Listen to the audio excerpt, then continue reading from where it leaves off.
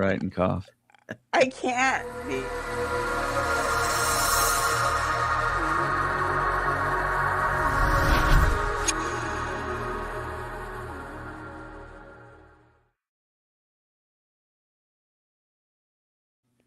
Hello, everyone, and welcome back to another exciting edition of the Star Wars Stuff Podcast. My name is David. Craig 5 standing by. I'm Mary. And this is where you can hear all about Star Wars and our Star Wars adventures. Mary had quite a few adventures this weekend. We're going to cover that in fine, granular detail here coming up. Oh, no. But before we get started, let's thank all of our awesome top-tier Patreon members out there, starting with Liam McCallan, Kevin Leininger, Deb McCaffrey, Zach Netzel, Maya Morris, Adam Aber, Front Row King, Cam from Indiana, Mariana T. Arnold, Rest Jedi 27, Alex Blendell, Indiana Solo, and BC Doomit. Thank you so much for your awesome love and support. Also, of course, our sponsor here, LegionSabers.com. Get 15% off the website if you use our code STUFF at checkout. And they're doing a lot of different cool things at Docking Bay 45 up there in Portland. So check them out for all your lightsabers, all your lightsaber accessories, and definitely tell them we sent you. And we'll be at their booth come this Level Up Con. What are the April? dates? April 23rd to the 26th or 25th. Yes, in Las Vegas. Yeah. We will be there. I don't think Craig 5 will, but No, not this we'll one. be there in Jedi Force Ghost Spirit, I guess. So check us out there. Zach says, is Craig tired or sad? Both. I have allergies, so it might be that. I have allergies too. So Is the wind really bad by you guys? The wind? Yeah. Do you guys have like bad winds right now? No, but there's a lot Oh. of pollen in the air. Oh. And so if I don't take Claritin, my eyes will literally just continuously stream. Like they're Wow. nonstop crying if I don't take anything. And I Yeah. can't remember if I took it this evening. So I have to wait till the morning because I'm like, Oh, no. I don't want to double my dose. So I'm like, I got to wait and see how I do through the night. Oh, no. As you can see, this eye is even a little teary. Sad It's face. awful. It's so Yeah. bad. I look like I've watched Last Jedi. That's how bad I look. Okay. What's the marker? What's the time marker? 2 minutes? We're going to start time markering until you bring it up. What, Last Jedi? Yes. Yeah, for somebody that That's doesn't a like The record. Last Jedi, so you bring it up a whole lot. Anyways, Well, Adam on Always YouTube talk says, about crying. starting a podcast at 10:30 p.m. Texas is diabolical. Craig, you look great. And you got one fan, man. Thanks, Adam. I'm a Craig fan. I think my favorite Craig is Palpatine Craig. Good. Somehow he's returned. All right, guys, let's talk about the Saturn Awards. And what's unique about this is Mary was there in person talking to all the stars. All of She was them. sending me All all of these them? photos. She talked to Katie Sackhoff. She talked to who else? One particular that I didn't get to talk to. Oh. Who I was that? know. George Lucas. Oh, well, the thing about George, he was there. He got honored. He got a special Mhm. award. And he was at the podium. It was presented to him by Mark Hamill. But the thing is, he stepped off the stage and then took 2 more Straight steps into and his was in car. and he was gone. Straight into his car. He didn't I even get there wanted when it that started. interview, not excuses. Oh my goodness. He wasn't even there when the awards started. So I got to go. I was invited and I got to go. I got to do the red carpet. I was there with Ted from Countdown City Geekcast. We set up on the red carpet. We were getting excited. We had our cameras, everything ready to go. There's me, Ted, and James, who met us later. It was in Hollywood, so it was very local to James and I. Ted flew in for these awards. So it was really exciting. We were having a great time. We set up the red carpet. We got to meet a lot of people on the red carpet, got a lot of interviews and pictures. There were people from Peacemaker. We talked to Freddie. We talked to Jennifer. I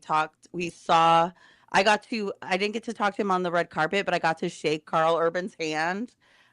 He was hanging out by the bar and he was taking pictures with everybody. And I was just like, can I please shake your hand, sir? And he was so gracious and so nice. He asked me what my name was. And we said we would say hello and meet up again in San Antonio for SpaceCon. So if you're going to SpaceCon, he's definitely someone to meet. He is very, very nice. Got to see Jack Quaid and everyone else from Peacemaker, but they were kind of rushing through. Who else?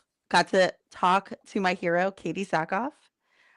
We did a little small interview. So if you follow Countdown City, you might get to see that posted soon. Did we Um, get any exclusive questions? so I asked her, okay, so me and her had a really nice, like, personal moment and connected through some Oh, things. looks like she's frozen. Oh, am I frozen? No. Yeah, you were frozen Oh no. Am I back? like that. Okay. So, You were good on my uh, side. oh, okay. Yeah. So, we had a nice personal moment. I had attended a Star Wars event the day before.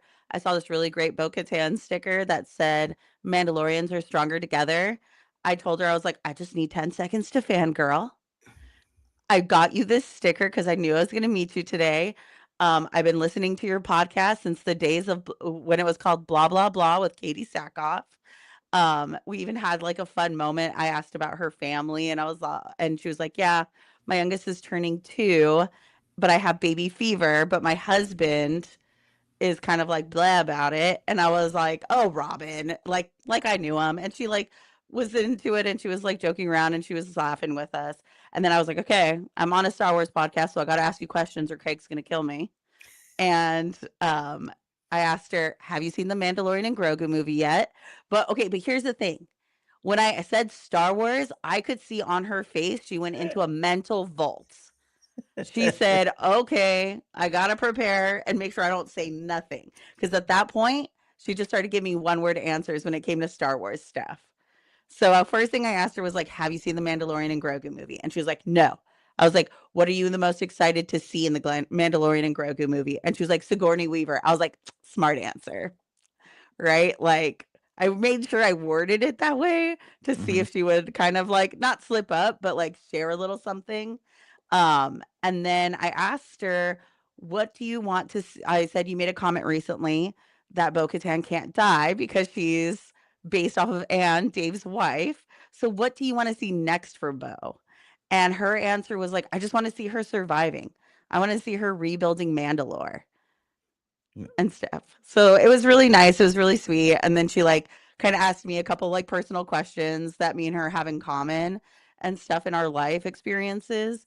And then we kind of like did a little hand touch and moved on because it was really hot out there. So she was like super gracious with her time with me and everything. So I was like super grateful. And then as soon as she walked away, I looked at Ted and went like, "Oh my God, I can't believe that just happened." So that one was probably the highlight for me for sure. Very cool. Yeah. And did you mention us? I did. I told her Craig specifically. I said I was part of the Star Wars Stuff podcast. And Okay. then And she did you was, say she couldn't defeat me at trivia? oh no, I did not bring that part up. I was too busy trying not to like faint. Um, so Head to af- head trivia. yeah. She's not coming to any cons soon, is she, huh? I don't think she has any cons lined up. Maybe she's gonna have to start doing some press tours. Maybe. Maybe. I Do don't we know. The think she's way gonna? Do we think she's gonna be in this movie? I don't think she's gonna be in this movie. I mean, it feels like she'll be in the Ahsoka one, like the Dave Filoni all come together one. That's the one that makes sense for me. Yeah, that makes sense. Yeah. What do you think, Dave? If you saw the Saturn Awards, they were on SaturnAwards.tv online, and it was a pretty good telecast. As far as like like no interruptions or anything, it was just commercial free. They had like banners of different studios at the bottom, so I guess that was their paid promotion or whatever. But if you noticed the seating arrangements, I don't think she Hmm. was sitting at the Lucasfilm table. She was not. She was sitting at I think it was the Battlestar table Okay. because there were a couple other people from Battlestar. Was she sitting at the Todd Stashwick table? I think she was.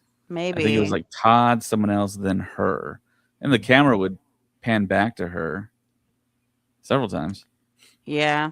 She looked great. She had a new haircut and everything. Yeah. Yeah, she's always great. She's been to my area, South Texas, about 4 or 5 times. So I mean, she's ran the con circuit pretty Yeah. pretty heavily. I mean, I think she could still come back. But yeah, it would be nice if she had like a Star Wars thing that she was like promoting that she was in, that we knew she was in. Yeah. Doesn't feel at this point that she's going to be in the movie, as far as what I think. The way I feel about it, just doesn't feel like she's going to be in it at all. I know Maybe she a shot. reference. Yeah, she shot a movie with Joel Kinnaman that's going to come out as well. So maybe she was doing that while they were doing Mando or whatever. So Maybe. yeah. Yeah. Some other Star Wars people that was there. Ravi from Skeleton Crew, who won an award last night. Um, it was his second award show, so met him on the red carpet. He was super nice, super sweet kid. After the award show, we were all kind of hanging out in this space where all the actors, celebrities, directors, people were kind of walking through and stuff. And he was there. James and I went up to him, congratulated him on his award. Super nice. He was just like, yeah, my first, it's my second award ceremony. He went to the Emmys. One of the questions I asked him was about where would you want to see your character if you could put him in any universe. He really wants to do a Marvel like movie or anything. He just wants to be a part of the Marvel universe. So he was very hyped up about that. So he was excited. He was having a lot of fun for sure.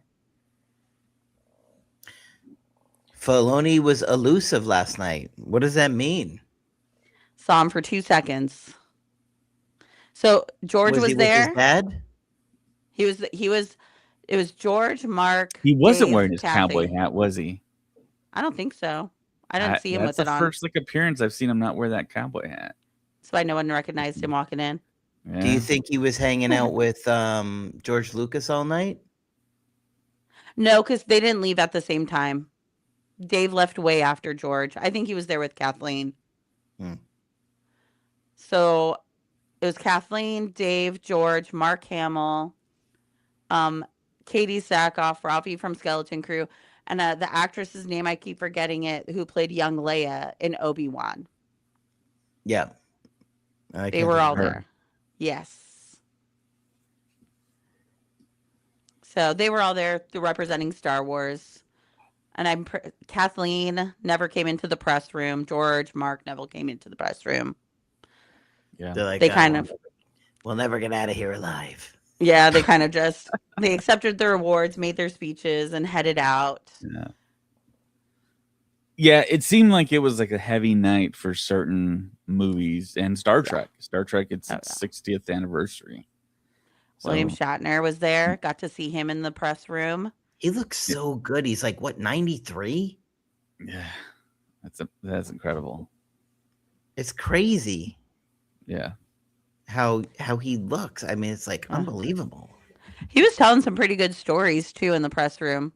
People were asking him questions. He was telling great stories. Yeah, it looks like Ted is commenting here for Countdown to the Geeks. Be careful, Ted. I think you're driving. I don't know. He said his hat was on. When they panned to him at the Lucasfilm table, his hat was off, and he was there with Kathleen Kennedy.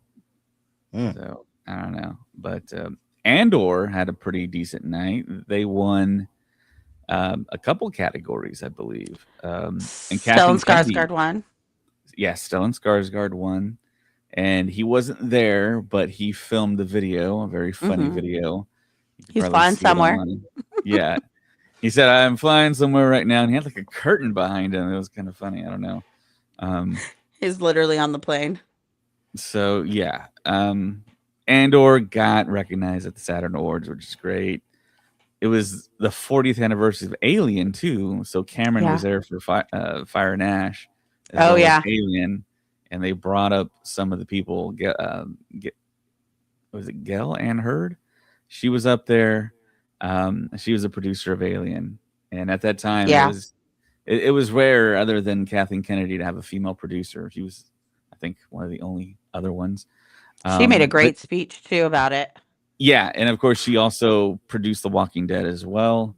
Um, she has a very, if you go online, she has a very interesting story where she went from behind the camera to the front of the camera on Aliens, and it's very unique and interesting. Check it out. Yeah, Cameron was up there. Tom Cruise with Christopher Mhm. McQuarrie.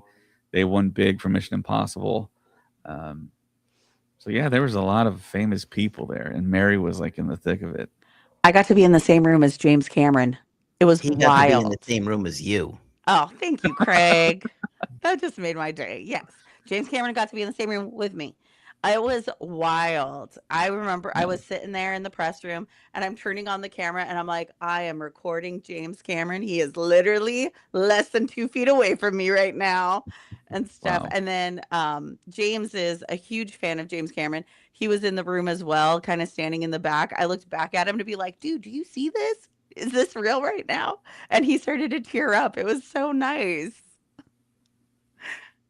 So a lot of heroes were met. Yeah. Yeah. And James and Ted We got to talk didn't to get our Christopher exclusive McQuarrie. George Lucas. It was impossible, Craig. He got his Literally. award and left. That Okay. is why is you actually fail. this is actually going to be more upsetting to you, Craig. There's a point I was like, I was walking around trying to find Ted and James after things kind of had wrapped up for the show. And then I just walked outside where people were loading into their cars. And like nobody stopped me. And I was like, I could just hang out here and meet everybody. And I was like, man, if I had known this, I would have left the press room and been like, George Lucas is about to be out here right now. You see that, David? Have you learned nothing from Empire Strikes Back? You want the impossible. Yeah. Well, it was I really mean, that great. was our first Saturn Awards. We didn't want to Yeah. impose. So, yeah. I was just wondering. I was like, hey, to everybody. It was really great. I was saying this earlier off pod. One of the best parts was watching really wonderful and creative minds fangirl over each other. The way people would approach each other and be like, I am a huge fan of your work. You've inspired me, et cetera, et cetera. And I'm like literally just standing back, enjoying these interactions between them. And I was like, this is a once in a lifetime opportunity. And I'm just so grateful to be here, to be a fly on the wall and being able to experience all these things. So it was really, really cool. Well, thanks for rubbing it in. You're welcome. Move to California. No, that's cool. I'm glad you got to go. Yeah. I wanted those George Lucas questions answered. Oh no, that was never going to happen. Literally, Katie Sackhoff could like lock the vault. You think George is going to tell me anything? Yes. I wanted to ask her that one question too, but it was just so hot on the red carpet, and I wanted to be very mindful of people and their time and everything. So it was one of the questions that I thought about was like, oh, how often are you and Dave talking? Not Dave that from was Star my Wars Stuff question. Podcast. Exactly. Not Dave from the Star Wars Stuff Podcast, but Dave Filoni. Yeah. So I was like, that was a good question. I wish I had asked it. No, Next time. because it could have given us some insight. Yeah. Next time. So some other really big names are like Guillermo del Toro like got an award. Which Jim award Cummings did he was there. get exactly? I know he presented to James Cameron, right? I thought he also got something. Okay. I could be wrong though. Mm. And I think he just left right away as well. He didn't do any press. Yeah, he did. Maybe we need to do an award show and we invite all these celebrities to like our houses and be like, will you be appearing at the 2027 Star Wars Stuff Podcast award show? That's so funny. The stuffies. There, I like that. They're stuffies. Yeah. Yeah. That So that Saturn sounds Awards. good. It's elusive and confusing. The stuffy? Whoa, We got a man. I don't stuffy? I don't know if anyone would want to show up and to get their own stuffy. I Well, don't the think first so. year they won't know what it is, and they'll all show up, and then afterwards they'll be like, "What the hell was As they walk out, tricked ya. this?" Yeah. Yeah. No. And then it was really cool. Like everyone on there was so nice and kind and generous with their time and stuff. So it was really good. It was really cool. I think I'm still in shock of all the people we got to meet and talk to. Well, I'm sure they're going to be lining up to be on the podcast now. I wowed them. They're going to So be yeah, like, George Lucas's speech. I kind of wanted to talk about that Oh a little yeah. bit. "What speech?" It was thanks. Well, He got a thanks and someone thanked him. everybody. he brought up something that he's brought up in the past before. He referenced not having an Oscar Yeah. and only having 3 trophies. And he said he had a Saturn Award that was bigger than the Saturn Award he was given last night. And then he said, "Wait a minute, it might not be a Saturn Award." Oh, So George. yeah, he's doing his commentary on the fact that popular films don't win Oscars and How did the Star other Wars not win awards. the Oscar? That's insane. Yeah. Isn't like the Oscars Annie more Hall. Who the hell has ever seen Annie Hall? I went to Annie Hall celebration the other year. You were the only one there. I saw Woody and Soon Yi and Mia Farrow. isn't the Oscars like more politically driven too? I mean, they're recognized as the top tier awards, but I mean, they're slowly kind of coming around because they're doing a stunt award this year. I know the Golden Globes are like kind of, I don't know, have one foot on in each realm of like seriousness and not serious, and studios that campaign very heavily to get their projects to win awards or whatever, but they have a like a best box office award or something, and I think Sinners won it this year. Sinners is supposed to win a ton of stuff. I know Sinners won one award yesterday, and they were nominated for like 12. Yeah, the taller guy in Sinners, he won a specific award. I think he plays Cornbread, who is like the bouncer of the club in the movie. Yeah. And he was also in the original Transformers, the Michael Bay Transformers movie as well. But yeah, even James Cameron, it was interesting when they rolled like the sizzle reel for George Lucas and they ended it, which the telecast didn't really show it. They just had the camera on George Lucas and Mark Hamill. And he mentioned, "Oh, I think you guys showed a James Cameron film in there or something." I think he was making a joke, and he's just kind of showing a sign of respect to James Cameron. I guess they're buddies. They've done a few things together where they've talked to each other. It's been a little while. But yeah, James Cameron really gushed over Star Wars, and he basically said, "Hey, I'm standing right now at the same podium that George Lucas was just standing at, and without Star Wars, I wouldn't be here." And I thought that was pretty cool to see. And then Tom Cruise in the audience told George thank you as well. He shouted it. And He had a Craig 5 moment. Yeah, because I think George was all like, "I'm here because of you guys. Thank you guys." And then Tom just heckled from the crowd, "We thank you, George." Yeah. And it's so true. Without George and Star Wars, how many people in that room would not be acting or doing what they're doing right now? Writing, I would be producing, a directing. multi-millionaire if it wasn't for Star Wars. So I don't know if Oh I my should be thanking gosh. Yeah. It's not George Lucas's fault. If I invested my money in stocks instead of the Star Wars collection that I have, It'll pay off one day. I could have retired 20 years ago. Oh Well, my you can God. sell all your stuff, Craig, and retire off of that. It's a long-term investment. Yeah. Yep. That's For what I sure. tell myself. Every time I add something new, it's a long-term investment. Yeah. Keep All right. deluding yourself. Oh If no, it it's helps you so sleep bad. at night, if it helps you sleep at night. I've been adding. I'm adding. And just this weekend, I've been adding. Well. Yeah. So yeah, big thank you to Ted, Countdown City Geekcast. Or Follow Countdown them City on Geek. Instagram on everything. You can watch Yeah, every interview we've done. We did for a lot. sure.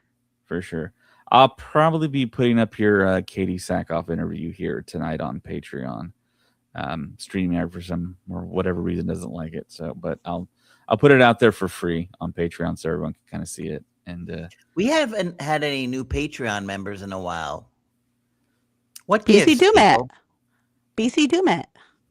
yeah, Come on, people. David, can you cue up Arms of an Angel? And I can Oh no. do a little voiceover. I will be hit for copyright if I do that. Maybe you could hum it. I don't This is David. I don't think so. His dreams All of a sudden, have everything never just come drops out. true. But for how much is a Patreon membership? It varies. It's $3, $5, $10. For just $3 a month, you can make this David the happiest David that you've ever seen. Nobody's humming for me. It would be so much better with the dramatic humming of the song. I can offer you an awkward giggle. I always get that out of you. You do. It's always your throwaway lines that get me. All Come on, right, Patreon so people. all right, to the Empire article we go. So we got this Now, really cool picture here.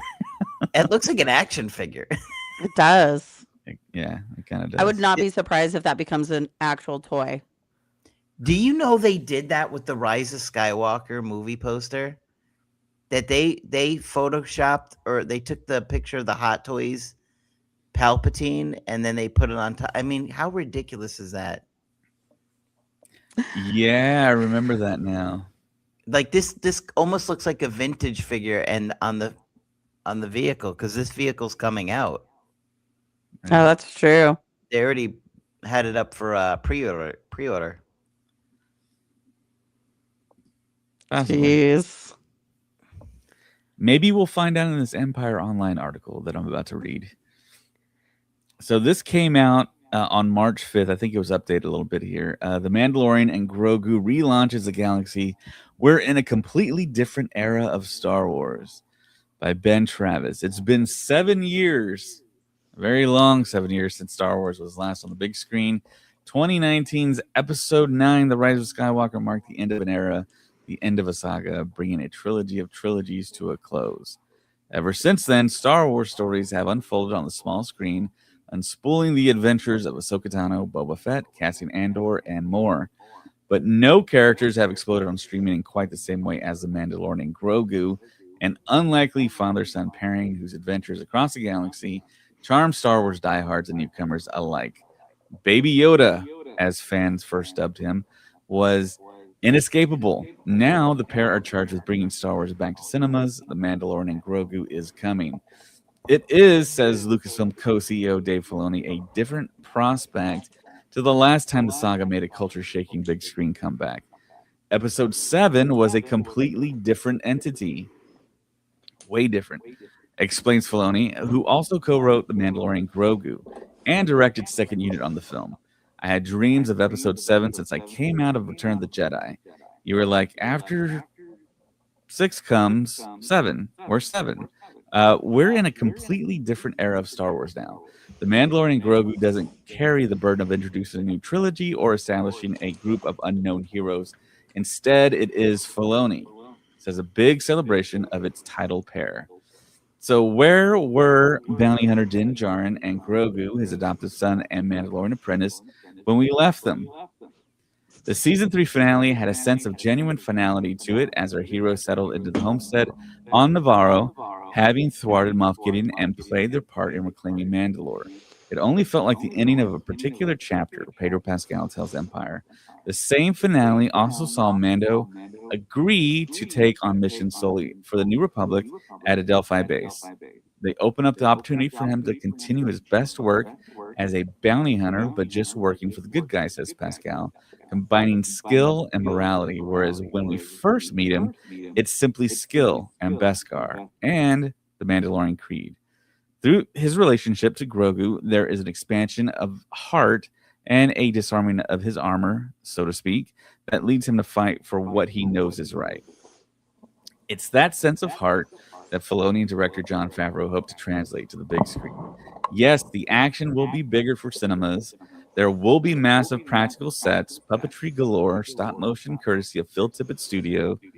But at the center of this is, well, the Mandalorian and Grogu, the duo who captured hearts the world over. What can't you do now, says Filoni, noting the spectacle that only goes so far. It's a question of, is the audience going to believe it? Are they going to feel it? That comes through the characters. If the characters are connecting, then the adventure plays, the action plays, the tension plays. The next adventure begins. Mando and Grogu are back. Star Wars enters a new era. Fire up the Razor Crest. And you can read Empire's full cover story on the Mandalorian Grogu, speaking of Jon Favreau, Filoni, Pedro Pascal, Sigourney Weaver, and Jeremy Allen White, who's Rada, about the big screen Star Wars comeback after 7 years on March 12th. So, guys, what do you think about that article? What do you think about Filoni's comments? I don't know what to make of that comment about we're in a new time of Star Wars. What did he say? What was it exactly? We're in a new timeline. He I mean, said how it's are we we're in a in a new new era timeline? of Star Wars because it's not a trilogy; it's like a standalone film, allegedly. I was gonna say, but I don't think it's a standalone. It can't be, right? It all leads down to the one big finale movie. Well, I think in terms of trilogies, it's not the start of a trilogy. It's just kind of outside of that. I mean, I guess they could make it into a trilogy if it's the box office is just spectacular. If it's $1 billion, Grogu Yeah. will be dancing in the street. And I've heard people say this took the place of season 4. No, it doesn't.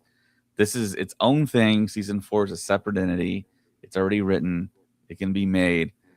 I think it's just dependent on the box office of the Mandalorian Grogu. Well, they did the same thing with the animated Clone Wars, right? They did a Well, that movie. came first. Yeah, Mhm. that came first. This is the reverse. It's the show Right. and then the movie. Which ties the Mandalorian Uh, Grogu because we got introduced to Rada in the Clone Wars animated movie. yeah. I think everybody is still kind of like, where is this gonna fit in? Right? Like, I think that's kind of the confusing thing about what is it we're gonna see here. That Yeah. I we're wish kind of it's just I don't know. It's a little everybody's I think kind of like we don't get it. Now that doesn't mean that we it may not be amazing. It could be.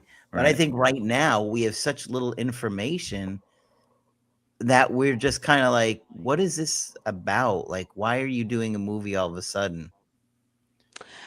I I wish they would just tell us like this is a fun movie, not gonna be connected to anything. Just go and enjoy it for itself.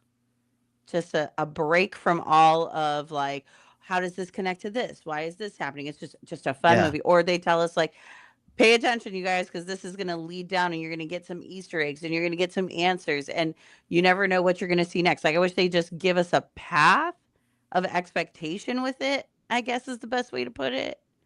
It's Yeah. like if they just told, if they told me, like, hey, it's just a fun Mandalorian movie, go and enjoy it. It'll have nothing to do with anything else. Enjoy it for what it is. Then that comment would make more sense to me of like we're in a new era, right? Like this is just a Yeah. standalone for fun, like how they're doing with Starfighter. It's just a fun movie on its own. Just go and enjoy it for itself, kind of thing. Or it's like, hey, this is going to lead down to this season and connect all these things together to bring the story all together to this finale that we've all been waiting for, right? I Yeah, mean, it's like, okay, so we know Zeb is in the movie. Yeah. But is So that fan service or is it story? is it connecting Din Djarin to the Rebels people and Ahsoka? I mean, he knows Ahsoka. right. It's probably thought of a long time ago as a connective point to the last film in the Favloni verse, which But might not ever happen. but you already said it. He already has a connection to it through Ahsoka. He doesn't need a secondary connection. That's why for me, I Well, think Zeb is fanfare. to bring in all the characters from Rebels, because I think that's what his end game is to do Mm, that. And all of That'd them be in a live lot of action. juggling, though. You know, all those well, I characters. mean, we're gonna get the But Ahsoka season 2 and maybe season 3, maybe Mando season 4, where it all builds up. I mean, this is like a fire that's kind of gone out a little bit, and they need to like restoke the flames here. yeah, And it's puzzling to everyone. I listen to everyone. I read these articles, and people are like kind of confused. Like, where's the big marketing blitz?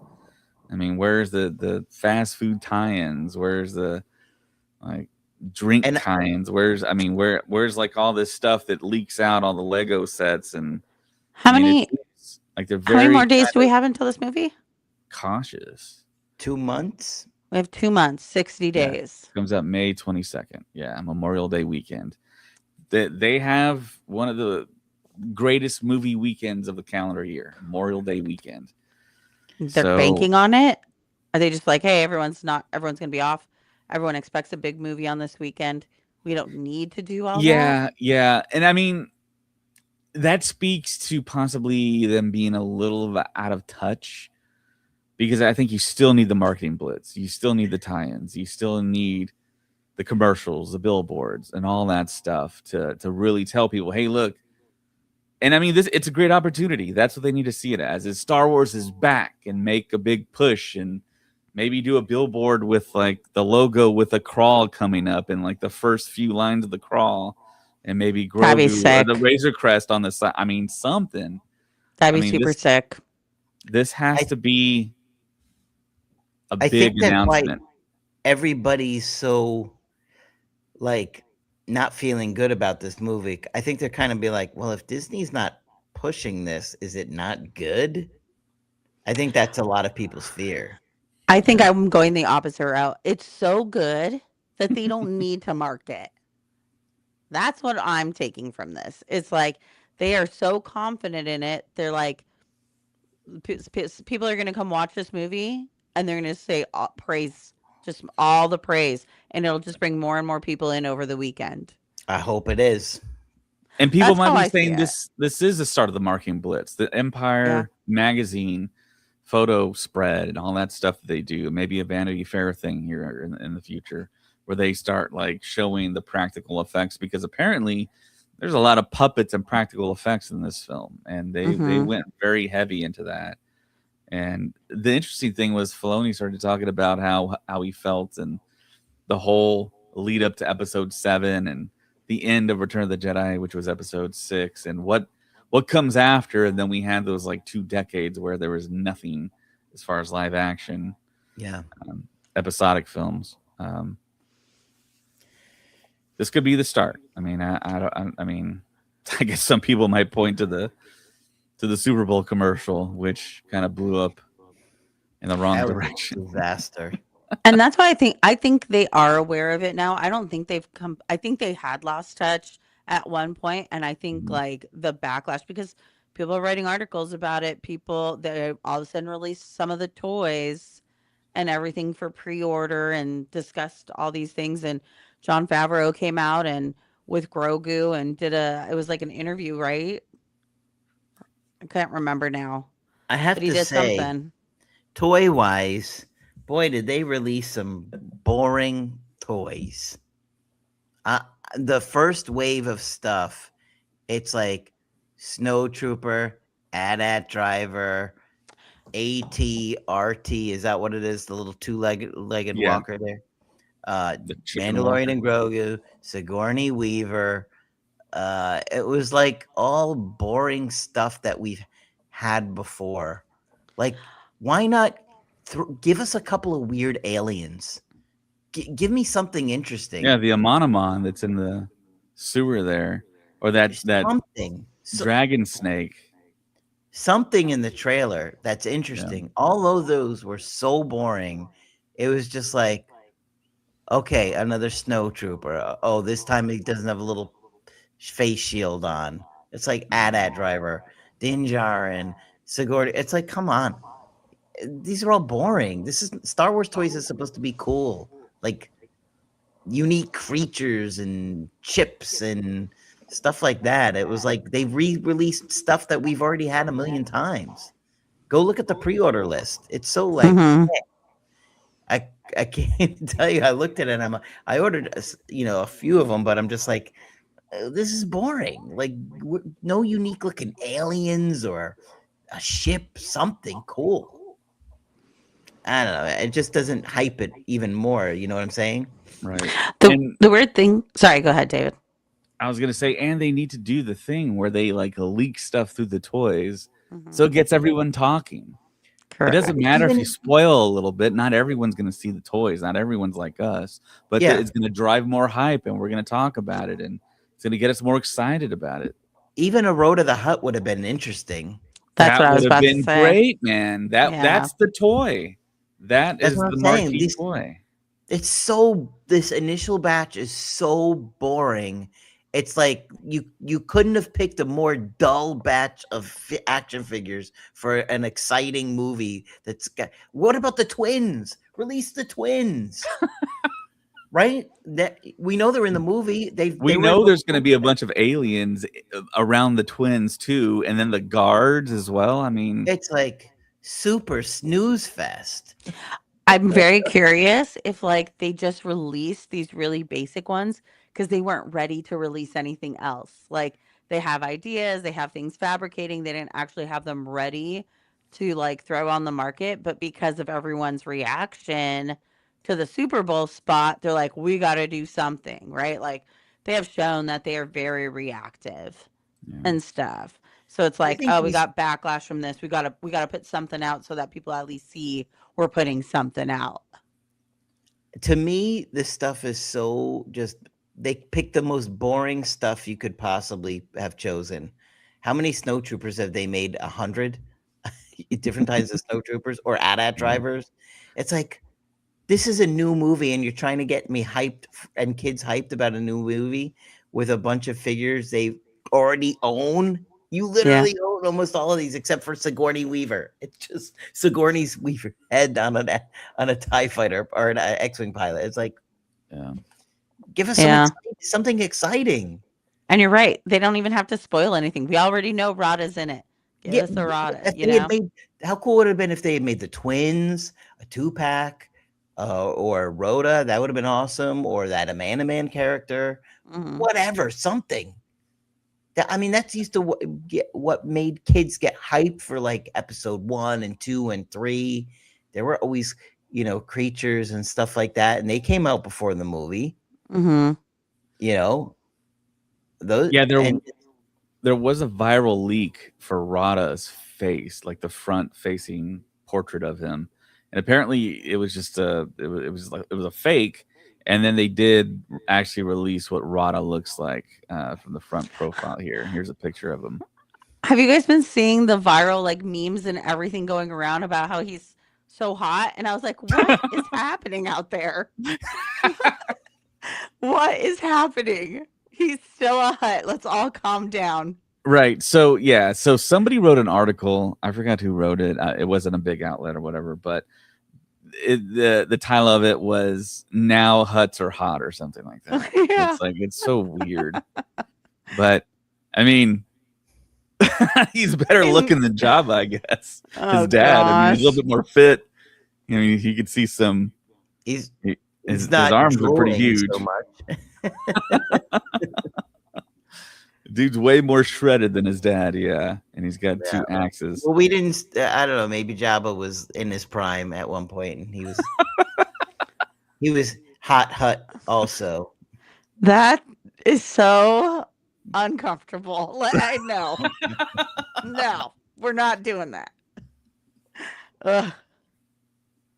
Yeah, he I kind of don't looks know. like Jabba. I see the But that would have been resemblance. a cool figure to release, or some of With the the axes. or even some of the creatures that we see that fight in the arena. What we know they're in the Yeah, movie. Make We something yeah. got cool. we got The a whole chess chessboard of pieces. them. They picked the like lamest. Tell me if they go look at the list and tell me they could have picked a lamer bunch of characters to choose. Not even a Zeb. And we That's the know one I he's in was the really movie. Why couldn't they surprised. make Zeb? Yeah, you figure I'm he's on telling the you. way. Is Yeah. terrible. I'm Terrible. telling you guys, I think the batch that they released is a reaction, not intention.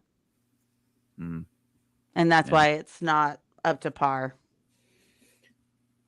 Yeah, one of the things I So also found out was the fact that in the beginning, huts were established to have only 3 fingers.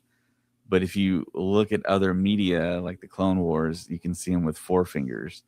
I thought that was kind of funny, Mm. and people have debates over it, and it's almost like the Max Rebo, how many limbs does he have kind of conversation. yeah, we don't need But that I mean, I again. didn't even notice it. Also, the other thing we learned, so we all know Jerry Allen White is going to voice Rada, but he's going to be speaking in Basic with a Well, little bit of Huttese. that doesn't surprise me because the twins were speaking basic. Yeah, which kind of goes against the lore because they kind of look down on anything that wasn't like Huttese. So yeah, it's kind of odd that kind of went through by Favreau, but I mean it's probably due to, I don't know, taking in the Well, content really. in the Clone Wars, they speak basic as well in the Yeah, animation. Zero the Hutt speaks Basic, Oh yeah. Hmm. but So it's not the that first time Dave's let this happen. yeah, but I think that's Zero the Hutt was kind of an exception. It feels like more so than the rule, but yeah, we'll see what happens. That was a weird episode. He's like kissing nice noodles. It was like, what the hell am I watching?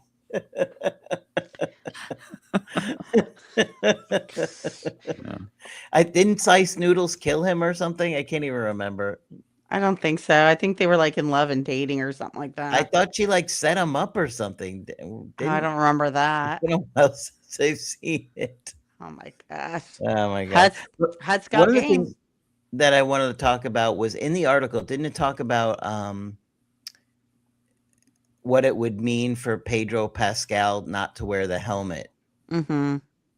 Right? It was that in this article. I believe it's in a separate article. But yeah, I saw that, and Pedro was saying there is a good reason for him to take off the helmet.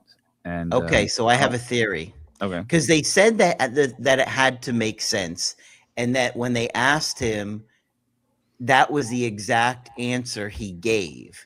Like, I guess they said, "What do you think the reason would be that you removed the helmet or are not wearing the helmet in the movie?" And he gave the exact answer that made sense. So I was thinking about it. I think I have a theory. I think someone removes it from him. I think maybe ambushes him, takes it off him, and that remember because the armorer says, "Have you ever removed your helmet? Has anyone ever removed it from you?" well, don't we see it in the trailer where like there's like a tall creature that has his Yeah, helmet and is walking off? I mean, it that makes makes sense right there. sense. Like you want to see who you're speaking to. But it makes sense because he went through all this stuff, his character, to get the helmet back on and to be forgiven. Why is he just going to take it off again? Well, if somebody removes it, Right. now you got the perfect answer. I think it's the perfect solution. So he Yeah. loses, he gets it removed in the beginning of the movie. Maybe they attack him and Grogu on his little Yeah. homestead. Helmet's removed. Bam. Now he doesn't have to wear the helmet the rest of the movie. That it feels so simple that it has to be right. Well, Yeah. it's the only thing that makes any sense. And it makes perfect sense when you look at it like that. Yeah. My brain went to something like way more complicated where it's like if you want Grogu decides he wants to be like a Jedi and Mandalorian. And the only way for Din to go with him and to be with him during his training is to give up this Mandalorian way. So he takes off his helmet so he could still be with Grogu. That's what I thought. But that seems like he would have to forego everything that he went through and be forgiven and all that stuff. I mean, to me, it's so simple. Have you ever removed your helmet? Has it ever been removed by others? There you go. Yeah. I think it's simple, and it gets you past it right away. Now it's not a big complicated part to the plot. And I mean, he We'll eventually find has out. to go back to Mandalore to do the whole, what's it Living called? waters are closed, sir. The whole beast that he has to conquer and ride and all that. What do our listeners think? Do they agree with me? I think I'm on to something. I think that's what makes the most sense. Because Pedro said it made the most sense, and that was the exact answer that he, as to his speculation, and that makes the most sense to me. Yeah, to me, it's not a big deal. I mean, you're just taking off a helmet. I mean, big whoop. But to you, but you're not a Mandalorian, David. Okay. Did you see the crap he went through not to have that helmet removed? Literally. Yeah, but I mean, he's kind of outside all that. I mean, he's fought with all the Children of the Watch and all that stuff. So, I mean, they're like, yeah, just go back to Mandalore and bathe in the waters of Lake To me, Minnetonka. he had the dark saber anyway. He should be like, I make the rules. Yeah, I think it's much ado about nothing, really. I don't know. But That's anyway, just I my think that's why. I think that's what happens is somebody Yeah. removes it from him. Maybe it's Embo. Dave Filoni would love if it was one of his other boys that he created. Mm-hmm. Yeah. I think that's gonna come into play. Filoni's favorites. The other thing that came out that was, I think it was dropped today. Some people were reporting that Kathleen Kennedy actually said that Grogu says nothing in the movie. Just Thank God. just. I thought we were coos going to get his first words. Oh, Yeah. God, that'd be so weird. Really? Yeah. If he said something like Papa? helmet, Papa. helmet. helmet. I think me and David were talking about this Shifter the last knob. time. Oh, gosh. Me and David were talking about this the last time. And it's like, who would you want to voice him? And I was like, nobody, until he said Dexter, who plays Egg. Oh yeah. In the Knights of the Seven Kingdom. I was like, man, I love that kid. Yeah, I'd be totally okay if he was the voice of Grogu. But I don't think we'd be that lucky. Yeah. All right. Mary, you also attended something called the Inland Empire, and you have all the details for us. So it's called the Inland Empire Strikes Back. It's an event that happens in SoCal, in Riverside. So if you're familiar with the area, that's where it's at. It's really small. It's really fun. It's like an outdoor Star Wars farmers market is the best way to describe it. There's a lot of local small shop vendors where you can get really cool, unique Star Wars merchandise, stickers, buttons, pins. I was sending the guys pictures the entire time of just like merch. I picked up a few things. I got a couple of pins. So there's my new Leia pin and Darth Talon. And then this is the sticker from the event. I also got a matching shirt. Are we going to see Darth Talon in this new mall show? Is that what you guys think? So the theory is the Twi'lek that we see, the young one, becomes Darth Talon. That's the theory. So that's at least a fan theory. Like dark red, like Darth Talon always was, though. She dyes her skin. She dyes her skin and tattoos herself. Yeah, little cookies, little Star Wars cookies. Yeah. So the event was a lot of fun, a lot of cosplaying, a lot of photos. I got to meet. Where is it? Hold on. Just so everyone can see. I got to meet David Barclay, who is the assistant puppeteer. He was assistant to Frank Oz. So this is him right here, and then you can see the Yoda puppet and Mark Hamill in the scene on Dagobah. So he was there, got his autograph. He wrote on it, "To marry, do or do not, there is no try." So that was really cool. Very nice. He has a book coming out. Um, he might end up on the podcast. He took our information. He said he'd love to talk to us. So we might get to talk to him on here. So that'd be really cool. What else was there? Oh, people decked out their cars in like Star Wars stuff.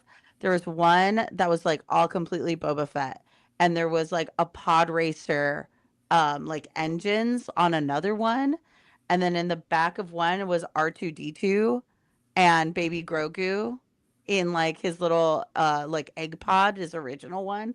So like it was just a really fun time of community, and everyone there just like loves Star Wars. We're all just hanging out, giving each other stickers and buttons and talking about the movies and what we want to see in the Mando and Grogu movie. So it's one of those things like if you love Star Wars, you're looking for community, I really, really recommend this event. Everyone there is like super kind and gracious and stuff. So highly, highly recommend. And I think like tickets were like $10, $15 to get in. And there's raffles for really cool stuff too. And there's artwork. I got some artwork. I think I showed one earlier. But there's also like this piece that I got. So yeah, I had a big fun Star Wars weekend. And is this like a annual event? It is annual. Yeah. So the Inland Empire Strikes Back. And you can buy the ticket on Eventbrite. So if And you it's live in in Southern Riverside? California. Riverside, California. Okay. Nice. I might Yeah. go next year. You should. I think you'd have a great time. And it's small and intimate and stuff too. So it's not like it's not big and like anxiety driven. It's just like a fun Star Wars hangout. Cool. Very cool.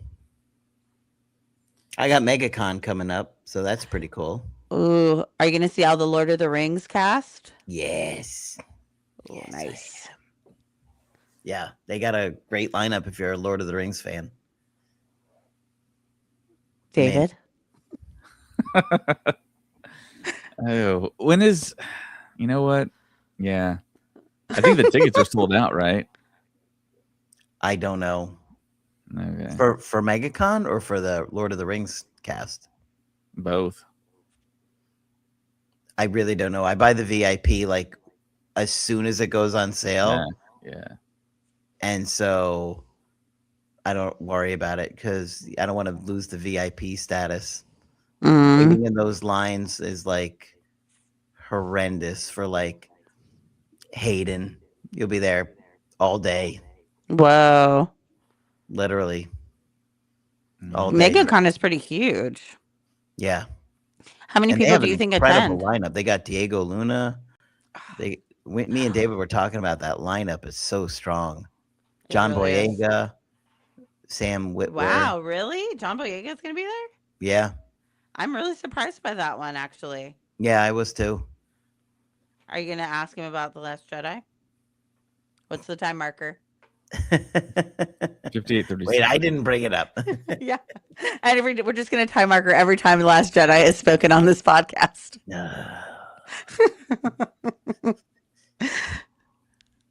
I don't even. I think he's disappointed with the trilogy too.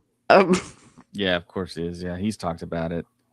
Yeah. And he was confused by that line. They fly now, and yeah, he's commented on that. But I mean, in the story, I mean, it's possible that he never saw them fly. I mean, yeah, you can go back to all the video games and everything else and point back to all that. There's jetpacks and everything. But yeah, it's a pretty cool lineup at MegaCon. I wish I would have known before that this kind of lineup was gonna be there. Last few lineups weren't that like appealing to me, but hopefully Bob can get all the Hobbits and the Lord of the Rings cast to come to San Antonio. I don't think he's gonna. I mean, this is Space Con. Why would he bring Lord of the Rings? Well, I mean, he's bringing. Well, it doesn't mean they have to be in space. I mean, he's I don't bringing the know. suit Nazi. I think What if does the he suit was, Nazi have to do with this with outer space? I think if That's he, where he gets his recipes. 'cause hey, excuse me. Sorry. It's because his soup is out of this world. Are we boring you, Craig? For boring Craig. I'm sorry. We're boring It's you. late. I had a late night last night. We were supposed to podcast late last night, and it was like 12:45, and I'm like, should we just do this tomorrow? You guys got too busy texting us. Well, yeah, you kept on like texting us and telling us about Oh, different cool things, and we're like, so "Whoa!" sorry. No. I'm not saying that's a bad thing. I was like, maybe we shouldn't do it now because the Saturn Awards are still going on, and I was actually Yeah. watching them too, and I was like trying to like, Did you see me? I didn't see you. Sad. James is like up close to the stage, and I was trying to see him, but I never Yeah. saw him. But it was cool to get your information and to see what was happening on stage. And then at one point, you were trying to tell me what was happening on stage, but I was already seeing it. Oh. So yeah, we were talking about the whole like, Mark George is Hamill, on there. George Lucas thing. Yeah. Yeah. And then I should have had you follow him from that get go. Oh gosh. I don't know You what I know- was thinking. There's one thing I was remembering right now when you guys Trusted were you. saying how John Boyega was really like was like, what's up with that line and stuff like that. So I think James Cameron said in the room that I was sitting in 2 feet from me. He said, as a director and writer, don't get hung up on the words. Like, I don't get hung up on the writing. An actor is going to bring that character to life. If they want to change it, they can change it. The only time I get hung up on the words is like when it gives the plot or like it gives the marker for something that has to happen later on. That's the only time I'll be like, you have to say it the way it's written. And Except stuff. for I'll be back. Yeah. I had a big argument with Arnold Schwarzenegger about that. Yeah. Yep. I will be And that's back. what I thought when he said that. I was like, James, come on. But I thought that was so good. Yeah. Yeah, it was a great story. Is there anything else that we wanted to cover on the podcast? Well, we're 2 months away from this movie. I feel like we got to be getting some other new information in the next couple of weeks. I think the like real marketing blitz is not going to happen until the beginning of May. And then there also is going to be the ride. I'm looking forward to the update on the Millennium Falcon ride at Yeah. Hollywood Studios. Yep. I'll be Is it there. happening at Disneyland? Disneyland. Okay. I'll be there. I already have reservations for You know the what would be 29th. amazing? And I said this to one of the people that was working there, is if during the flight, like Luke comes and joins you or comes to help Grogu on the mission or something. You know what I mean? Like with his X-Wing. I mean, why Yeah. wouldn't he fly with the Millennium Falcon? And you know what I mean? That'd be pretty cool. It would, and because And we're then in it's that going to spark the timeline. rumors. Oh, Luke might be in the movie, and then he's not, and it's be like, I know, but he trained Grogu. right. It's a Mandalorian and Grogu update to the ride. The Millennium Falcon is in the ride. It seems like the perfect thing to have Luke come and help you on the mission. Yeah. That people would go crazy. Oh yeah. I know like the And he's image supposed to that be they've at been Batuu. using. It makes perfect sense. I know the image that they released for this like ride update article is like Mando and Grogu flying aside the Millennium Falcon. So Mhm. I know there's something for sure with that. It's like And they're going to gonna assist Bespin. you. Yeah, they're Yeah. gonna assist you with I mean, something. it would make perfect sense. If they did that, people would be like thrilled. It would be fun. But I'll be Yeah. there. I have reservations for when the big switch happens. Was I that the have- day of or the day after? For that, it is the day of the movie release, but I'm talking about like the whole Galaxy Edge time warp flip. Yeah, where where you they're get the gonna John section Williams off. music. Mm-hmm. Wait, what? Yeah. You got what? John Williams music, and then you're gonna get Leia and Han by the Millennium Falcon. When does that happen? April 28th or 29th. Okay, so before the movie, right before the movie. a month before a little less than a month before the movie. God, Right why after can't we they come do back this from in Vegas. Orlando? Literally, I have a reservation for that day, and then I have Star Wars night tickets for April 30th. It's so ridiculous that they don't do this in Orlando too. It's just ridiculous. Sorry about it. Come hang out. Come visit. Come visit and hang out. I will. I'm coming for celebration next year. That's too far away. LA is far from Anaheim. How long is that drive? I live closer to Anaheim than I do LA. So Okay. from where I live, Anaheim is about 25 to 30 minutes. Oh, that's LA, nothing. correct. Hence why I'm there all the time. And like one of my stores that I'm in charge of and stuff is literally 10 minutes from Disneyland. So I'll go do work there and then go to Disneyland. Nice. So it's a great Nice. time. I am about an hour away from LA.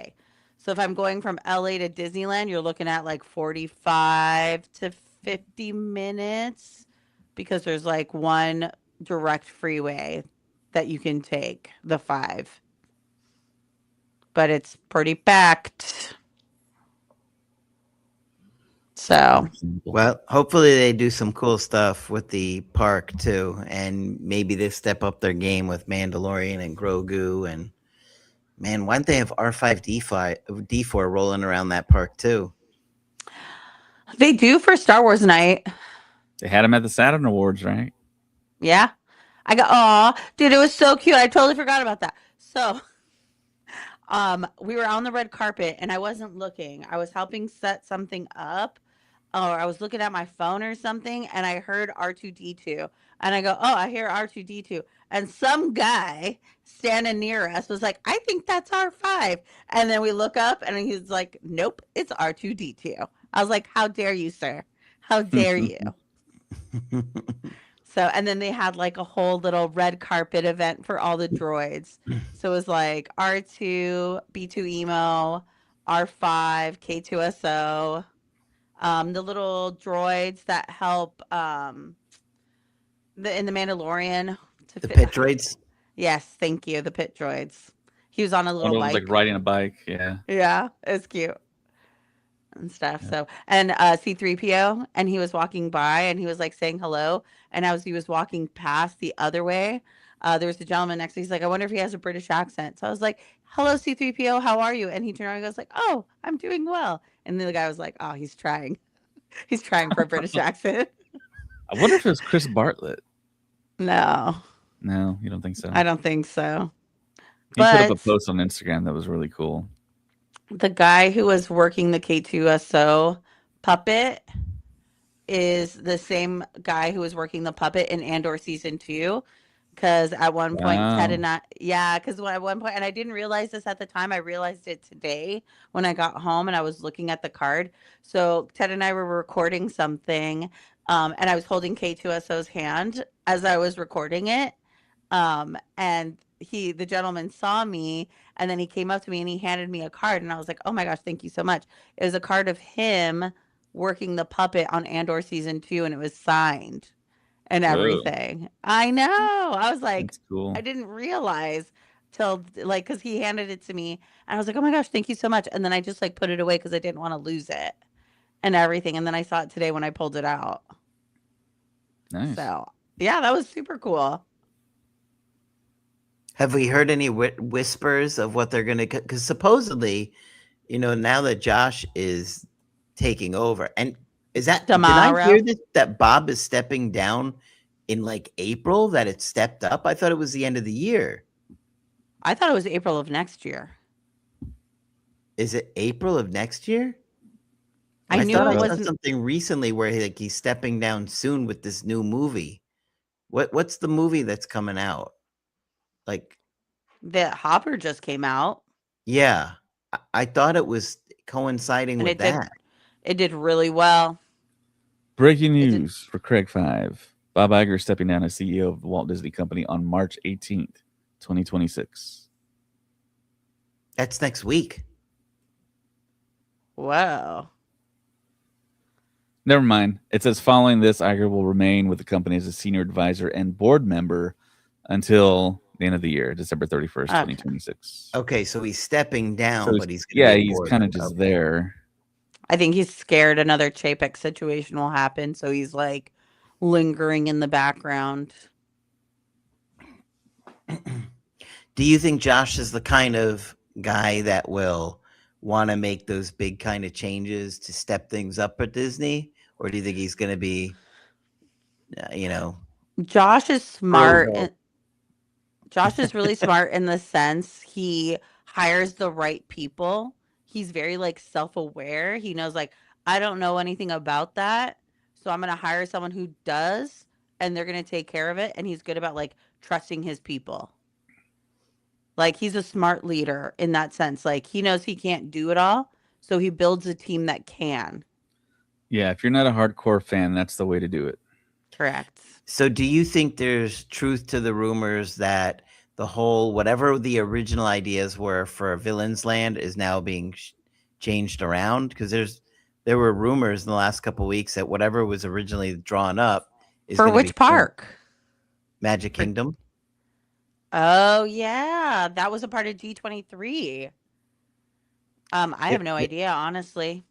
there were a lot of rumors that whatever was in development is getting scrapped and that it wants to do something bigger and bolder. I wonder if they're going to try to copy the Zootopia that they did, I believe, in Shanghai, because that turned out to be super successful. And then they got a lot of feedback that they wanted that in the States. But I know with the Disneyland Forward program, there is no space here to do the Zootopia. So it would make sense to me where they're like, this was super successful. Everyone wants it here in the States. So let's do it in Magic Kingdom. Well, it's not that they were going to put something different there. It's that it was going to be Villains Land, but the original ideas for Villains Land is going to be like whatever it was. They're going to step it up and do Interesting. different things. I don't know. That was the rumors that I was seeing on all the Disney blogs and stuff like that on Twitter a couple weeks ago. Mm, So I'm just yeah. wondering if Josh will wants to do something different. Well, the thing is, he was in charge of that in his current role before CEO. He was park experiences and merchandising. So he was in control of that from the beginning. I don't know. I mean, since COVID, it seems like little things should have been back a long time ago, like or some, done slightly different. Like when you go to the Beauty and the Beast, Oh, uh, the diner. the restaurant, like the Yeah. Beast is there, but why not have Belle there too? I mean, it seems like When such a. I went for the 50th anniversary. They were both walking around. When was that? The 50th of Walt Disney World, literally the day of. No, And but we when was the 50th anniversary? What year was it was that? post COVID. Because Belle doesn't show up there. And it used to be, and then like in Cinderella's castle, I think all the Hmm. princesses used to come through at night. Yeah, I heard Not that's any, I done. don't think it's like that anymore. I It's don't like think all it those little things. I don't think it's COVID. I think it's so a big thing Disney's been doing is like limiting and canceling a lot of entertainment and these like cast actors, like face actors and stuff. Like a lot of them have been like getting cut back. That's what I'm saying. Shows have It's been like, removed, not so much because of COVID, but because of union. well, I mean, it's like $170 a ticket Mhm. to get into the park. Like, and then you got to pay for parking. How much is parking for you guys? I think it's $35. It's 40 here. I'll look. I'll look next time. I mean, we have an annual pass, so I don't pay it. Same. But every time I drive by that sign, I go, geez. Yeah, I'll look. But it's like, they're making boatloads of money. You think you could just do, I mean, does it really cost that much more to have Belle walking around or, the princesses coming through the castle at night? You know what I mean? Yeah. I feel like those are the little things that could make Disney a lot more special, and they've kind of held back on those things. I think a big part of it is they try to save it for other stuff, right? Like at least for us at Disneyland, it's like you only get to see the princesses at the like fantasy like theater area. You don't get to see them anywhere else. Like sometimes they roam, or now you got to buy the Princess Night ticket. So that's why I feel like it happens here is for that reason. It's like, oh, now you get to exclusively see them at these after dark events where it's way less crowded because they only Oh, sell a there's certain so amount of much money tickets. though. Yeah. Oh, it's a It's like hundred and $200. yeah, I think Star Wars night ranged from 149, nope, 179 to 189. Yeah, and it's like the Christmas. If you want to Oh go at yeah, the Christmas Miss time, it's Christmas like party. $200. They only give Correct. you Yeah. $10 off if you're an annual pass holder. Oh, $10. okay, we don't get any discount. We just get to buy our tickets early. That's all. Also, the nice thing about your guys is, so I did like the Halloween party at Walt Disney World. Mhm. You guys get unlimited soda, water, ice cream. We don't get that. We don't What do get you any of get that. for $200? Nothing. What do you get? Entrance. Candy? The free. No. Oh, at the Oogie Boogie Bash, you get candy, Yeah. but it's entrance. That's all you get is entrance here. You don't even get parking with it. Meanwhile, they could do away with like half of these managers at the top that probably don't do much. I see And them picking up trash all the time. oh, okay. Well, then demote them to trash picker, and we'll give them the trash picker salary. Do you know that's like my dream retirement job Picking up trash at at Disney World. Disneyland? I would love to do it at Disney World. I just want to walk around Disneyland all day and just sweep up trash and like talk to people. I'm like, are you having fun? I would 100% do that. I would love that'd be my dream retirement job. I don't think you realize how hot it gets in Florida. Oh, I do. I was there in like September, August, September. OMG. It gets bad. It's I know. horrible. It's like 95 degrees. You would never survive. Craig, you don't even realize who you're talking to here. What do you mean? I've spent time in the Middle East. Oh. Well, that's not Disneyland. Oh, That's at fair. 130 degrees. The asphalt is melting under your feet. No, I've gone to Florida a couple of times when it was really hot. And trust me, I know But when Epcot is you're the older, worst. you're gonna be like, Who said it's older? I'm retiring next year, sir. oh, sorry, I didn't realize you were retired. It must be all the Patreon subscribers. In the arms of an angel. Help No, my don't sing that, darling. Craig. We're gonna get taken down. Nobody's gonna confuse me singing from Sarah McLachlan. Well, it's the words though. It's the words. It's copyrighted. We're gonna get taken down from YouTube. There's They're never two gonna more see us again. stories. Oh, There's two Is more anybody stories. still listening? Yeah. There's people still on. There's Hi, two more guys. stories we can talk about. I know Craig has one about Samira Morrison. Did you Oh, want to yeah. talk about that one? Oh, I Craig- mean, yeah. I mean, I don't have it pulled up. But basically saying that he was shelved, and it sounds like Disney didn't like that. That they kind of were like, They responded to him. yeah. Yeah. What was it that they said? So we don't know if Disney said these words or it was Tamura's words. They made an allusion to having Boba Fett stuck in a jar currently. He's in the jar. Yeah, we he can said take like him out of the jar. peaches. Where I'm like peaches will come out sweeter. It'll be even sweeter when, or like something like that. But I think they didn't like that. Yeah. I think they didn't like that because it was getting a lot of fan support, and they weren't thinking of including him and stuff, which Right. to me is ridiculous. He was so good with Mandalorian. Yeah. So good. It's reaction. It's like the Book of Boba Fett didn't do great. They But that shelved wasn't his everything. fault. It Correct. was the writers and the goofy scooter gang and the story that didn't make any sense to his character.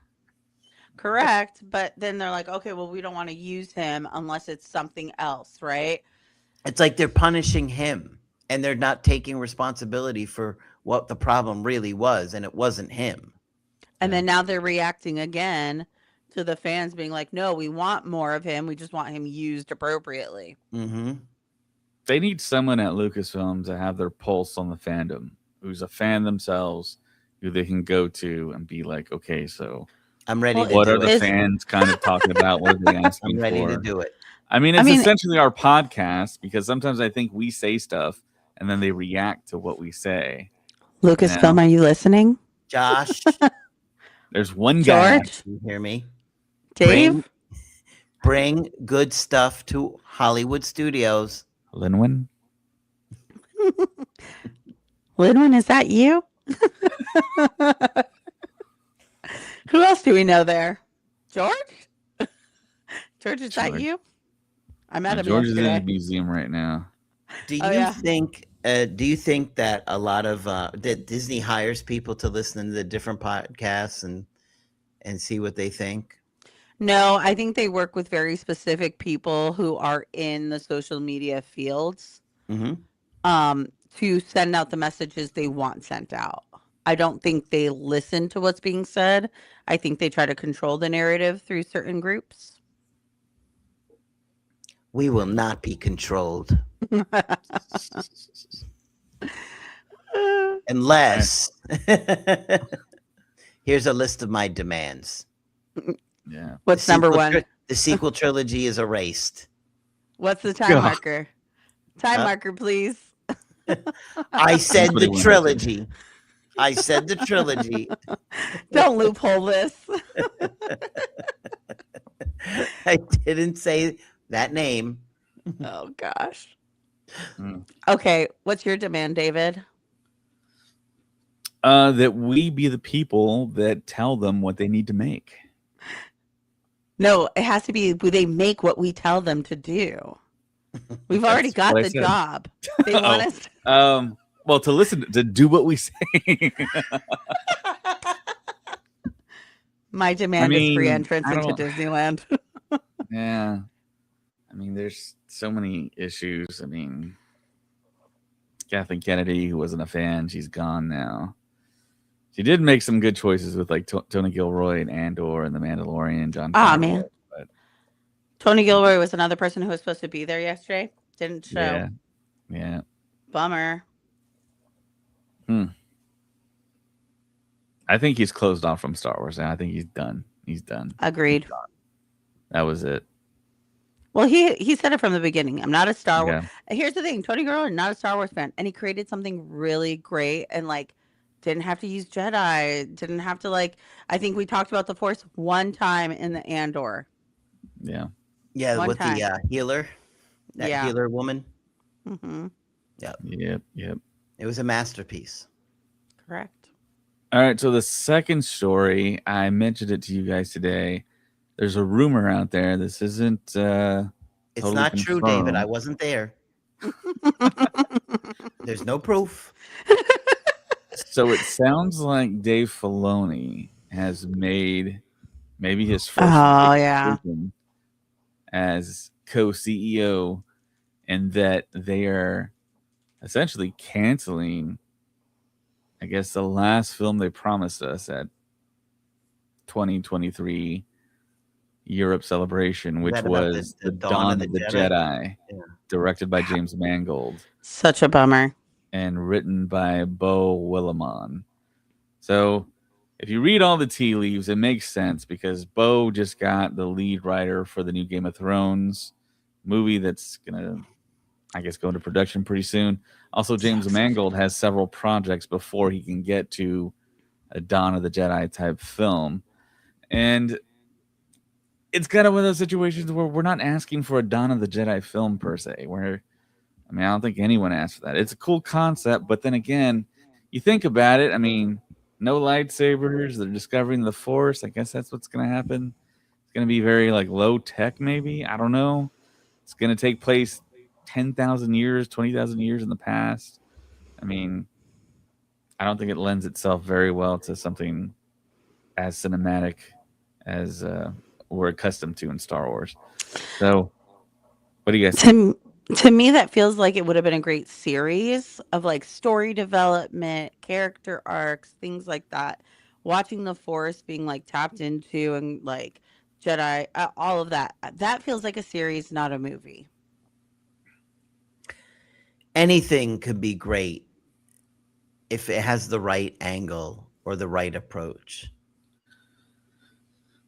Right, but they have so much other stuff they can do. I mean, I to think me, to me, it if the sounds like a story was prologue. interesting about Yeah. discovering the Force, I think it could be interesting, but I would want it to feel like somehow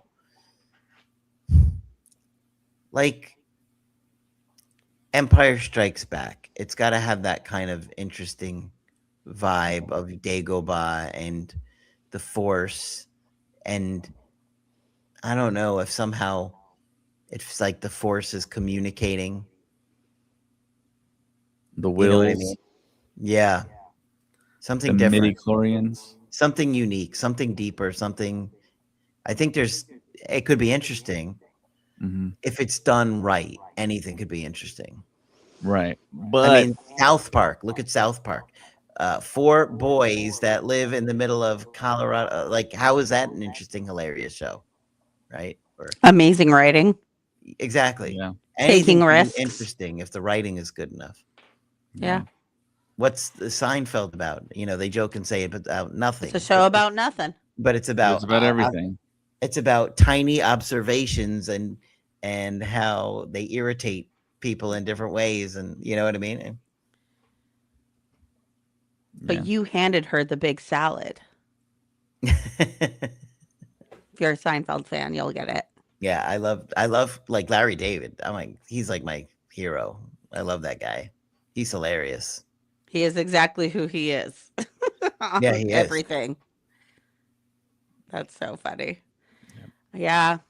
Yeah. So I don't anything could know. be interesting if it has the right approach. And Star Wars should, I think, continue to explore those kind of things. They did it with Andor and it paid off. What would we rather see? Another solo kind of movie? Not me. I liked Solo. I know you guys did, but I'd rather. I mean, some look at Andor, completely different. We have a spy movie with a slow build up and Yeah, I mean, intense, but it's not about Jedi. It's not about the Force, and still, it's incredible. So yeah, it could be done. I agree with everything you say, Craig. But I mean, we want Star Wars. We don't want them discovering the Force with no lightsabers. I don't think we want that. But We why want not? we If want it's done right, it could lightsabers. be good. We want Force users. We want Jedi. We want Sith. We want them fighting. We want space battles. I mean, you But want to start out in but ground hang on a zero. minute. Hang on. Let's look at A New Hope. They basically, you as the viewer are discovering the Force, right? And Yeah, we're lightsabers. discovering the Force is already there. You Exactly. got Ben But Kenobi and Luke is kind of discovering it for the first time, and how great was that? right. Right. Well, I mean, we So, had to. They had to do it like that because there's no other film before this, and well, this I was kind of understand, but I'm just saying if they take a unique perspective or thinking deeper about it, it could be interesting. It would have to. It would take a really good writer, but I think it could be done. This If is it's why I like feel an like it'd be a average good writer, series. no, it's not going to be good. But if you have a yeah. really, really good writer, they could come up with something. This is why I feel like it'd be a good series, right? It's like you're not going to get these big action sequences and space and battles and things like that. You're not going to get lightsabers. You're not going to get the force, like force powers and stuff. So it's like you need really good character development and you need really good story. And you can only get that in a series. A movie is not long enough for you to get to connect with these characters that are not showing you these big moments. I Like think they there's only need to. one big moment. It's I think they discovering the need to force. look at very unique kind of writers to put a very unique kind of spin on things. Like, just a crazy thought. Like the writers, people that write like Black Mirror, like Oh yeah. they write different kind of stuff. What would their take on Star Wars be? Right?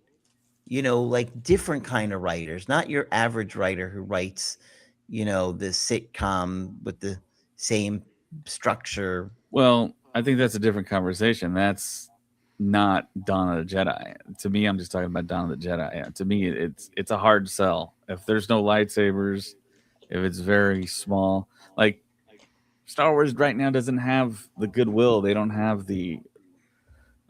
I mean the fan credit, as of this point. They need to come out with something that can be absorbed by all But quadrants of audience right now. okay, We're And but over we here got concerned about this movie that yeah. has a lot of background information and characters we've already all fell in love with and yeah. stuff, and we're worried about this movie. Right, but it's a unique situation because everyone's seen, and a lot of people that are negative about it have seen the shows, and season 3 give them a bad taste in their mouth, and they're just like, well, what else are we going to cover now? I mean, we've done 3 seasons. I think that's people's mentality about this. And it seems like Starfighter has a lot of like excitement behind it, and we've Because the seen, people creating it are excited about it. yeah, they're exciting. Sean Levy, who did Deadpool, Wolverine, and Stranger Yeah. Things, and Tom Cruise showing up, Tom, directing a yeah, scene. yep, the lightsaber Even fight in the water. I was about to say, even that movie has a lightsaber in it. Don't know Yeah, what's going to happen to that lightsaber, but it's in there. yeah. There's, I mean, you got to get to a really good place in Star Wars to do something like a Dawn of the Jedi. I think. I 'Cause don't know. I'd it's be. I think that if they had the right kind of writers, it could be really cool. But it just depends. I mean, think about it. We had tons of lightsabers in Acolyte, and people hate it. Loved it. I don't think people hated the Acolyte. I think people hated a very Oh, specific people thing hated the about. Acolyte. They I hated a very think specific thing about the Acolyte. that show was just structured way wrong, and Really? apparently Leslie Headland was told that she's going to get a season 2 no matter what. That's why she backloaded it with Yoda and Plagueis at the end, and the lightsaber fighting was great with Carrie Ann Moss, but they should have continued it with the Stranger. It should have been lightsaber stuff throughout that whole show because that's what Star I Wars is. I thought the Stranger was one of the greatest characters we got in the Yeah, last 2 I years. agree, I but liked them a lot people tuned too. out. Yeah, In people fact, tuned I out and think looked at he all should the have other been the stuff. central character of the show. I didn't care for May or Osha that much. Yeah, And that's what I felt most people had the issue with that show. Was May and Osha and like their story, like Uh, her Yeah, bleeding the saber the way she did, the back and forth between the kid actors and stuff. Like I think that part of it was the issue, not so much overall. Like I think the struggle within the Jedi Order was really cool. Being able to see that because it answers this big question of like, how did they not know all this was happening? Well, guess what? They did know. They just chose to ignore it, right? And stuff. I thought The Stranger was really great.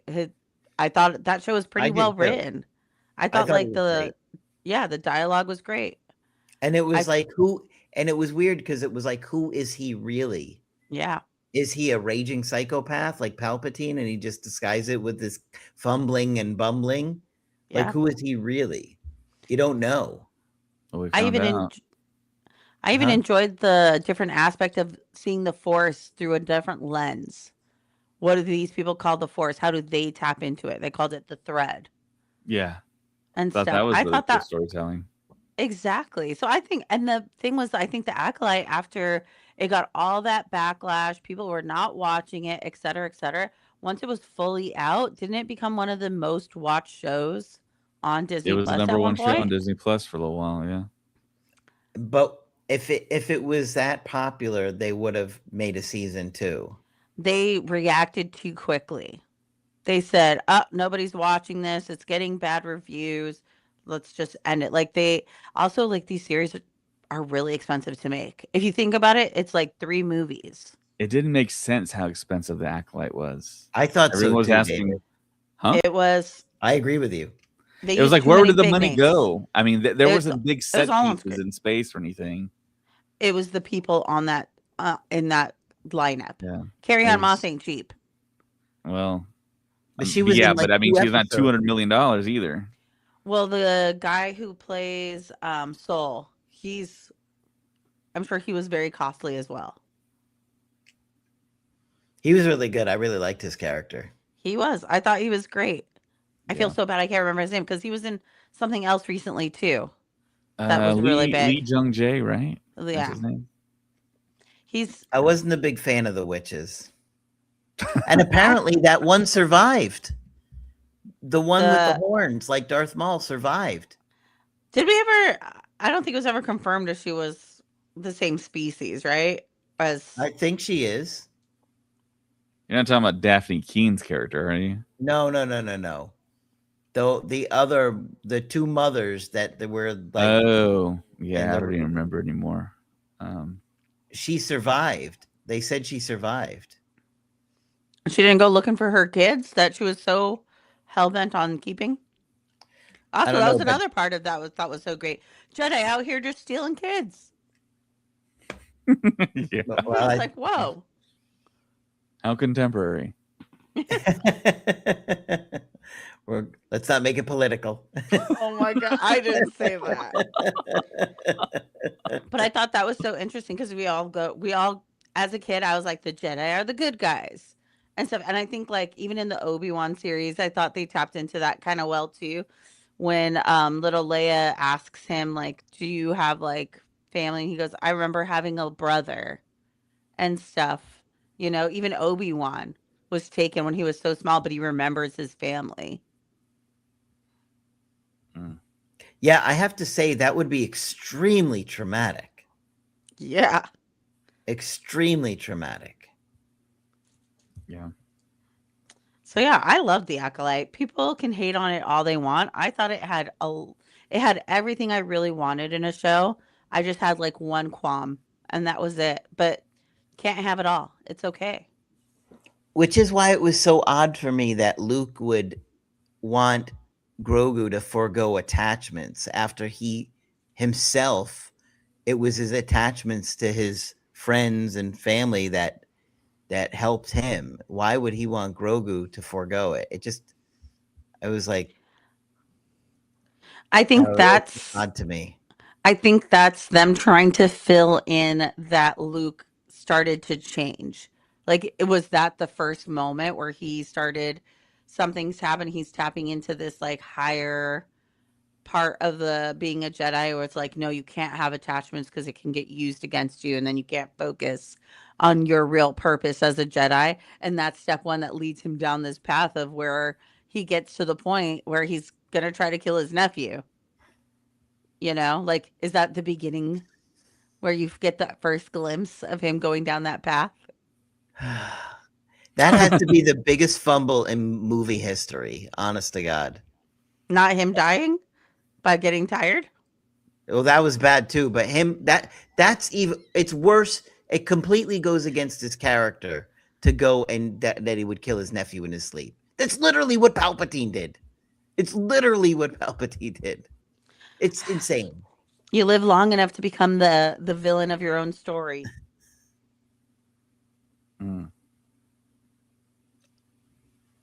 I don't think that's always true.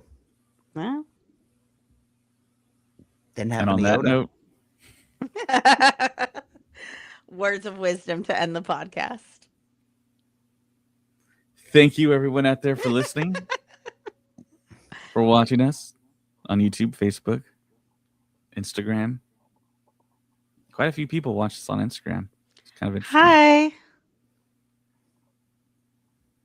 And there are some comments on Instagram here. I'm going to read a few of them here. What is this show? Let me find the best ones to read. Yeah, What's Chris, happening here? what is this? Who are Chris, these people?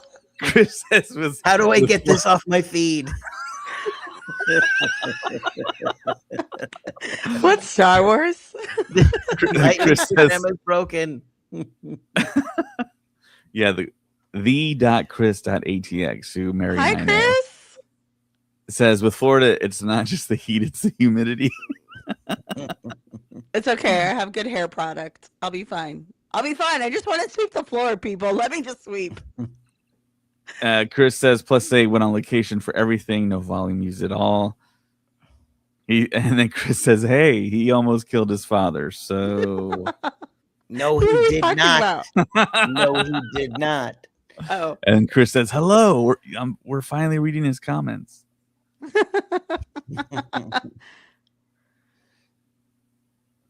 Is that it? Chris is the only one watching on Instagram. Chris, Yeah. I don't know if it's still happening, but I hope it is. Chris is supposed to be here in California for Star Wars night. Even though he said he might not come, I'm still going to pretend like he's going to be here. And we're I'll going take to his hang ticket. out. I'll go. There it is, Chris. If you can't go, You know, Taylor I has think to hanging go. out with Mary at Disneyland would be pretty fun. It is. 'Cause she I will knows be to your go- personal tour guide. I will be your knows where to personal go, tour guide. knows Do you all the need to go to people the there. bathroom? Because I know where all the bathrooms are. Oh, wow. I need you to I know find how me to point. George Lucas. He was at the Saturn Awards. So I can tell you this. He's flying from San Francisco down to here, up to San Francisco and back because he's building a museum. So I bet you if you go hang out at the Lucasfilm Museum, you'll probably catch him. Yeah. Probably has his own plane. I'm sure he does. Does the museum have like a helipad on the top where you can just like leave? You can do I a don't speech, then think just so. leave, go up the escalator. The nice thing whatever. The nice thing about LA is you can get in a car and you can disappear very quickly in the sea of all the other cars that look exactly the same. Yeah, that is true. So he doesn't need it. All right, guys. Thank you for listening to us talk about Star Wars, all our opinions, our thoughts. From Mary, Craig 5, my name is David. Find us on all the socials. If you're confused, just type in Star Wars stuff. You'll find us. May the Force be with you. Always. Pew, pew, pew. This is the way. I have spoken. Craig is sleepy. No, he's got allergies. He was crying before the podcast. Because Luke tried to kill his nephew. I agree. Time marker, please. 141:41. Till next time. Bye.